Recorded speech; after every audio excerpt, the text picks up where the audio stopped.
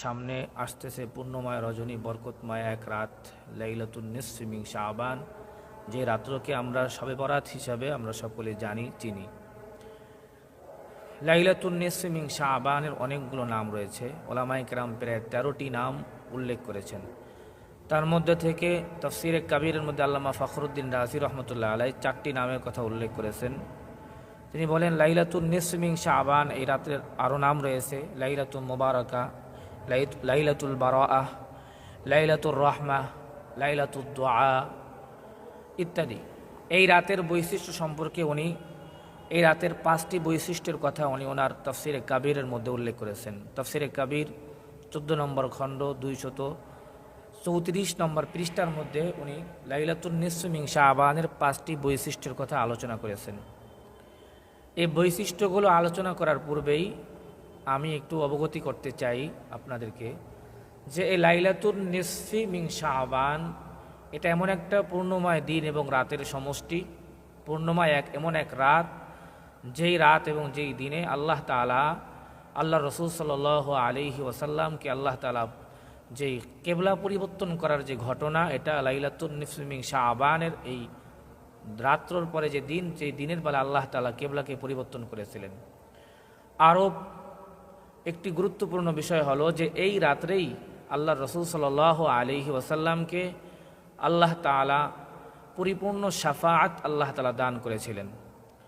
আরও একটি তথ্য হলো যে এই রাত্রিতেই ইমাম কুস্তালানি এবং ইমাম কুস্তালানি রহমতুল্লাহ আলাইহি আল মাওয়াহিবুল্লাহ দুনিয়া সহ অনেক ওলামায়ে কেরাম বর্ণনা করেছেন যে এই রাত্রিতেই আল্লাহ তাআলা আল্লাহ রসুল সাল্লাল্লাহু আলাইহি ওয়াসাল্লামের উপর দুরূদ সংক্রান্ত যে আয়াত রয়েছে, এই আয়াত আল্লাহ তাআলা অবতীর্ণ করেছেন। সুতরাং আমরা প্রথমে এই রাতের 3টি গুরুত্বপূর্ণ ফজিলত, গুরুত্বপূর্ণ বৈশিষ্ট্য জানতে পারলাম যে আল্লাহ তাআলা এই রাত্রিতেই রসুল পাক সাল্লাল্লাহু আলাইহি ওয়াসাল্লামের মনকে সন্তুষ্ট করার জন্য কেবলাকে পরিবর্তন করে দিয়েছিলেন এই রাত সংক্রান্ত এই রাতের দিনেই। এরপরে দ্বিতীয়ত আল্লাহ তাআলা রসুল পাক সাল্লাল্লাহু আলাইহি ওয়াসাল্লামের সুপারিশকে আল্লাহ তাআলা কবুল করেছেন, আল্লাহ তাআলা তাকে পরিপূর্ণ শাফাআতের ক্ষমতা তাকে দান করেছেন। আর একটা বিষয় হলো নবী পাক সাল্লাল্লাহু আলাইহি ওয়াসাল্লামের উপর আল্লাহ তাআলা দুরূদ সংক্রান্ত যে আয়াত রয়েছে, ইন্নাল্লাহা ওয়া মালাইকাতাহু ইউসাল্লুনা আলান নবী ইয়া আইয়ুহাল্লাযীনা আমানু সাল্লু আলাইহি ওয়া সাল্লিমু তাসলিমা, এই আয়াতটাকে আল্লাহ তাআলা নাযিল করেছেন। তো বলতে গেলে আল্লাহ রসুল সাল্লাল্লাহু আলাইহি ওয়াসাল্লামের 3টি আরজি এবং 3টি খুশির সংবাদ এই দিনেই, এই রাতেই আল্লাহ রসুল অর্জন করেছিলেন। আর আল্লাহ তাআলা এই রাত্রিতে আল্লাহ তাআলা এমন বরকত আর ফজল এবং রহমত আল্লাহ তাআলা দান করেন, যা সম্পর্কে হাদিসে পাকের মধ্যে অসংখ্য অগণিত হাদিস রয়েছে। তাফসিরে দুররে মানসুরের মধ্যে প্রায় 15টি এই সংক্রান্ত শবে বরাত সংক্রান্ত হাদিস আনা হয়েছে। তাই লাইলাতুন নিসফি মিন শাবান, যেটাকে আমরা শবে বরাত নামে চিনি, এটাই হাদিসের পরিভাষায় লাইলাতুন নিসফি মিন শাবান।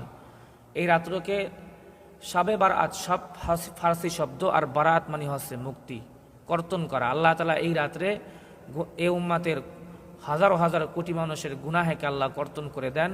বারাতের আরেক শব্দ হলো মুক্ত করা, মুক্ত হয়ে যাওয়া। আল্লাহ এই রাত্রে অসংখ্য অগণিত জাহান্নাম থেকে আল্লাহ তাআলা মুক্তি করে দেন। এ কারণে এই রাতের নাম লাইলাতুল বারাআহ। আর ইমাম তিরমিজি রহমতুল্লাহ আলাইহি উনি সরাসরি এই রাত সম্পর্কে বাব অধ্যায় কায়েম করেছেন তিরমিজি শরীফের মধ্যে। অধ্যায়ের নাম দিয়েছেন বাবু মা জাআ ফি লাইলাতিন নিসফি মিন শাবান, অর্থাৎ শাবান মাসের অর্ধ রজনী, অর্ধ তারিখ, শাবান মাসের অর্ধ তারিখই হলো শবে বরাতের রাত্রি, যেটাকে হাদিসের পরিভাষায় লাইলাতুন নিসফি মিন শাবান বলা হয়। ইমাম তিরমিজি রহমতুল্লাহ আলাইহি সেখানে হযরত আয়েশা সিদ্দিকা রাদিয়াল্লাহু আনহা থেকে বর্ণিত একটা হাদিস তিনি উল্লেখ করেছেন।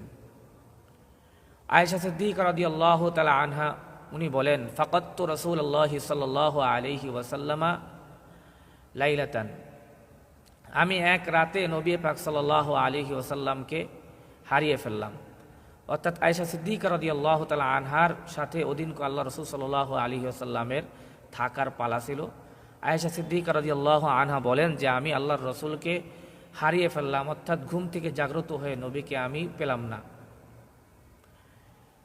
এবার আমি বের হয়ে গেলাম, ফাখরাজতু ফাইযা হুয়া বিল বাকি, আমি রসুলকে খুঁজতে খুঁজতে বের হয়ে গেলাম, গিয়ে আমি আল্লাহর রসুলকে জান্নাতুল বাকি কবরস্থানের পাশে গিয়ে দেখতে পাইলাম। রসুল আকাশের দিকে তাকায়া আল্লাহর রসুল দোয়া করতেছিলেন। আমি আল্লাহ রসুল সাল্লাল্লাহু আলাইহি ওয়াসাল্লামকে দেখলাম, সেখান থেকে চলে আসলাম। আয়েশা সিদ্দিক রাদিয়াল্লাহু তাআলা আনহা রসুলকে বলতেছেন, ইয়া রাসূলুল্লাহ, আমি ধারণা করেছিলাম, ইন্নী জানান্তু আন্নাকা আতাইতা বা'দা নিসাইকা, আমি ধারণা করেছিলাম যে আপনি মনে হয় আজকে আমাকে রেখে আপনার অন্য কোনো স্ত্রীর কাছে চলে গিয়েছেন, তাই আমি বের হয়ে আপনার তালাশে বের হয়ে গেলাম। আল্লাহ রসুল সাল্লাল্লাহু আলাইহি ওয়াসাল্লাম তখন বললেন, ইয়া আয়েশা, আকুনতি তাখাফিনা আন ইয়াহিফাল্লাহু আলাইকি ওয়া রাসূলিক, তুমি কিভাবে ধারণা করলা? এটা কি হতে পারে তুমি এটা আশঙ্কা করো যে আল্লাহ এবং আল্লাহর রসুল তোমার সাথে গাদ্দারি করবেন? আল্লাহর রসুল তোমার সাথে নির্ধারিত টাইমকে, আল্লাহ রসুল সাল্লাল্লাহু আলাইহি ওয়াসাল্লাম তোমার নির্ধারিত টাইমকে বাদ দিয়ে তোমার নির্ধারিত টাইমে আল্লাহ রসুল সাল্লাল্লাহু আলাইহি ওয়াসাল্লাম বরখেলাপ করবেন, খেয়ানত করবেন, এটা কি তুমি ধারণা করো? তবে শোনো আয়েশা, কি করে না আমি আজকে রাত্রে বের হয়ে গেছি।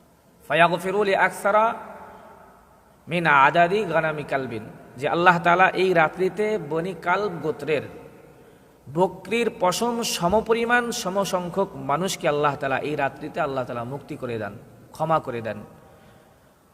মুহাদ্দিসিনে কিরাম বলেন, ঐতিহাসিকগণ বলেন যে বনি কালব গোত্রের ওই গোত্রের মধ্যে সর্বনিম্ন 20,000 বকরি থাকতো, 20,000 বকরি ছিল। তাই 20,000 বকরির পশম সমপরিমাণ মানুষকে আল্লাহ তাআলা এই রাত্রিতে ক্ষমা করে দেন। ইমাম তিরমিজি রহমতুল্লাহ আলাইহি এই রাতের ফজিলত সম্পর্কে হাদিসটি উল্লেখ করেছেন। এছাড়াও ইবনে মাজা সুনানে ইবনে মাজা কিতাবের মধ্যেও এই লাইলাতুন নিসফি মিন শাবান সম্পর্কে একটি হাদিস বর্ণিত হয়েছে। ইযা কানাত লাইলাতুন নিসফি মিন শাবান, যখন শাবানের অর্ধ রজনী আসবে, শাবান মাসের অর্ধ রজনী আসবে, ফাকুমু লাইলাহা ওয়াসুমু নাহারাহা, তোমরা দিনের বেলা রোজা রাখো, রাতের বেলায় নামাজ আদায় করো। ফাইন্নাল্লাহা ইয়ানজিলু ফিহা লিগুরুবিশ শামসি ইলাস সামাঈদ দুনিয়া, কারণ আল্লাহ তাআলা এই রাত্রিতে সূর্য অস্তমিত হওয়ার পরপরই আল্লাহ দুনিয়ার আসমানে তার নিজ হাইসিয়তে আল্লাহ তাআলা অবতরণ করেন। এবার আল্লাহ তাআলা দুনিয়ার মানুষদেরকে অবতরণ করে করে ডেকে ডেকে বলতে থাকেন, আলা মিন মুস্তাগফিরিন আলা মিন মুস্তারজিকিন ফারযুকালাহু, আলা মিন মুস্তারজিকিন ফারযুকালাহু, আসো কি কেউ ক্ষমা চাওয়ার, আমার কাছে ক্ষমা চাইবা, আমি তোমাকে ক্ষমা করব। আসো কি কেউ রিজিকের অভাব অনটনে রয়েছো, আমার কাছে রিজিক চাও, আমি তোমাকে আজকের রাত্রে বিশেষভাবে রিজিক প্রদান করব। আলা মুবতালান ফাওয়াফিয়াহু, আসো কেউ কোনো বিপদগ্রস্ত, আমি আজকে তোমাকে বিপদ থেকে উদ্ধার করব। আলা কাদা হাত্তা ইয়াতলু আল ফাজর, এভাবে করে করে আল্লাহ তাআলা সুবহে সাদিক পর্যন্ত বান্দাকে বিশেষভাবে আল্লাহ তাআলা ডাকতে থাকেন। যদিও আল্লাহ তাআলা বান্দাকে প্রতিদিনই ডাকেন, কিন্তু আল্লাহ এই রাতে তার বিশাল বড় ক্ষমার এক ভান্ডার নিয়ে আল্লাহ তাআলা দুনিয়ার আসমানে তার নিজ হাইসিয়তে থেকে বান্দাকে গুনাহ ক্ষমা করার জন্য আল্লাহ তাআলা ডাকতে থাকেন।